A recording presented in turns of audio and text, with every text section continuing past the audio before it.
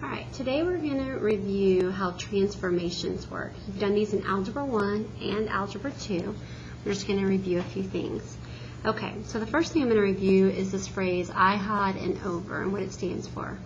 IHOD stands for if something is inside, parentheses, bracket, square root, inside a grouping symbol, then it's going to be a horizontal change, meaning left and right.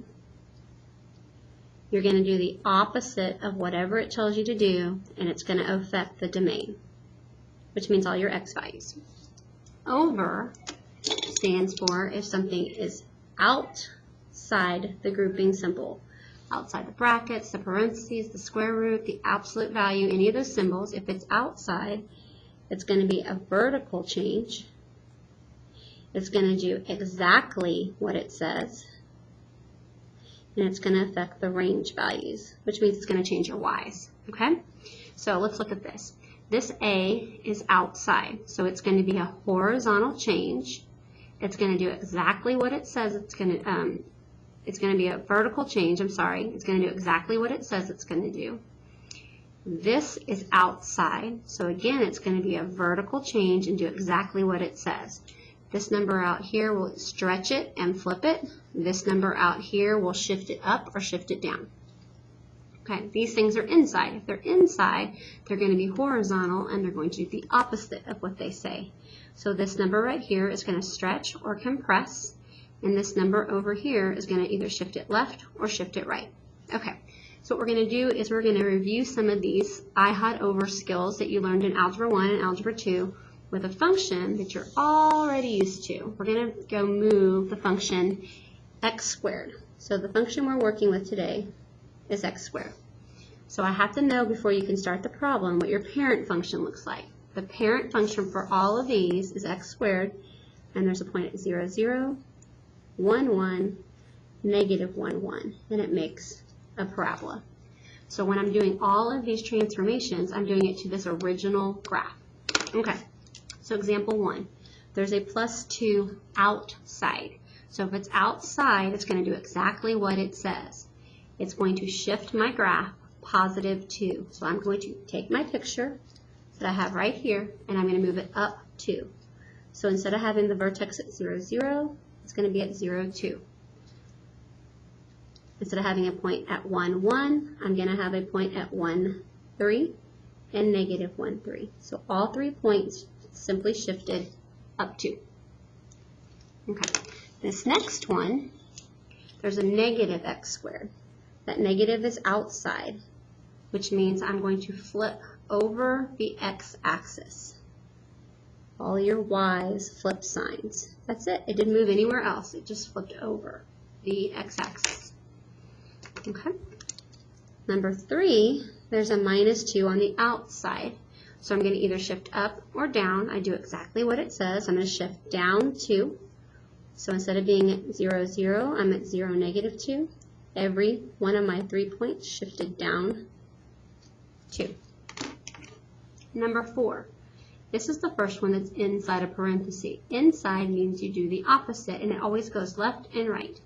Because it says -1, I'm going to do the opposite, and I'm going to go right 1. So instead of starting at 0, 0, I'm going to start at 1, 0. Instead of having a point at 1, 1, I'm going to have a point at 2, 1. Instead of having a point at negative 1, 1, I'm now going to have a point at 0, 1. So all 3 of these points shifted 1 to the right.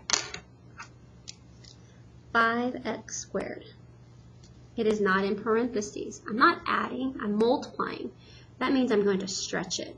So instead of having a point at 1, 1, I'm going to have a point at 1, 5. 1, 2, 3, 4, 5. And instead of having a point at negative 1, 1, I'm going to have a point at negative 1, 5. So it got really, really skinny. Number 6, we have something inside. So again, we're going to do the opposite. So instead of going right 1, like I would think to do, I'm going to do the opposite. I'm going to go left 1. So that's my new vertex. Every one of these points went left 1. So instead of being at 1, 1, I'm going to be at 0, 1. Instead of being at negative 1, 1, I'm going to be at negative 2, 1. all 3 points went left 1.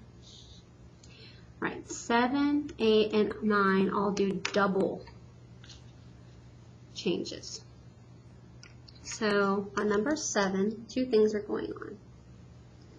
I'm going to go right 1 and I'm going to flip. So my vertex will not be at 0, 0. It's going to be at 1, 0. Instead of opening up, I'm going to open down. So I would normally from here have a point at 2, 1, but this time I'm going to have a point at 2, negative 1. And I'm going to have another point over here at 0, negative 1. Okay. Number 8, I'm going to again have 2 shifts. I'm going to go down 3 and do what it says because it's not in the parentheses, and I'm going to go left 2. So we're going to go left 2, 1, 2, and down 3, 1, 2, 3. This is my vertex. There's not a negative out here, so I'm still going to open up. So I would go out 1, up 1, out 1, up 1. Okay, and our last one here, nothing is in the parentheses, so we do exactly what it says. It says I'm going to go up 4, 1, 2, 3, 4. That's my new vertex. Remember, our original one, I went out 1, up 1. Because I have a stretch of 2, I'm going to go out 1, up 2. And go the other way, out 1, up 2. So it's a little bit skinnier and it's shifted up. Okay. Next thing. These are looking at pictures and trying to pick the correct answer. So we'll notice that I have a parabola, so all of these have an x square in it. I just have to decide which of these describes this best. This minus 2 would shift it down. This 2 out front would stretch it. And this minus 2 inside would make it go to the right. So what did this do? It actually looks like it went to the right. So I'm going to pick C. Okay. The next example is showing me the parent function of a absolute value function. Absolute value function usually goes for 0, 0. This is the normal one. 1, 1, 2, 2, negative 1, negative 1, negative 2, negative 2. So this is the normal one. This is the parent function. It looks like all this did was shift up 1, 2, 3. So I need to decide which one of these is shifting up 3. Well, if it's inside, it does the opposite. So this would be left. Outside does what it says. So this is my up 3, letter B. Okay, number 12. On number 12, it tells you they are all square root of x. So let's think about what square root of x looks like again. Looks something like this. That's what my parent function looks like. Okay, it looks really similar to that, but everything's upside down. So all these positive y values turn to negative y values. So I need to have a negative flip. Well, it can't be this one, because that would tip me to the left one. So that's obviously not it. I have to decide between these two. If I want it to affect the y's, it has to be outside. And the y's are what's flipping. So it's A. Okay.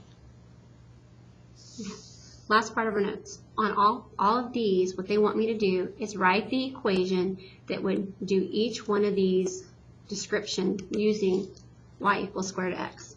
So if I'm going to go up 2, I'm going to have y equals square root of x. Up needs to be outside and do exactly what it says. Okay. B wants me to do a horizontal stretch by a factor of 3. Okay, so if it's a horizontal, it's got to go in the square root. And it always does the opposite. So if I want it to stretch by 3, I'm not going to write 3, I'm going to write 1/3 x. Because 1/3 you would think would shrink it, so the opposite of 1/3 would be 3, the reciprocal, so that would be the stretch. We're going to shift right. Because I'm going right, it's a horizontal, and we do the opposite. The next one wants me to shift down. Up and down is your y value. It goes outside, and we do exactly what it says. Notice that I made the whole symbol go over this -1, and this one just went over the x. We're going to go left 5, that's horizontal, so it has to go under the square root symbol, and I do the opposite, so we put a +5. Okay. F, vertical stretch by a factor of 4. If it's vertical, it goes outside. It's a stretch, so it's going to touch it, square root of x, and it does what it says, so I put a 4. If it wanted me to shrink it by 1/4, I would have put a 1/4. The next one wants me to reflect across the y.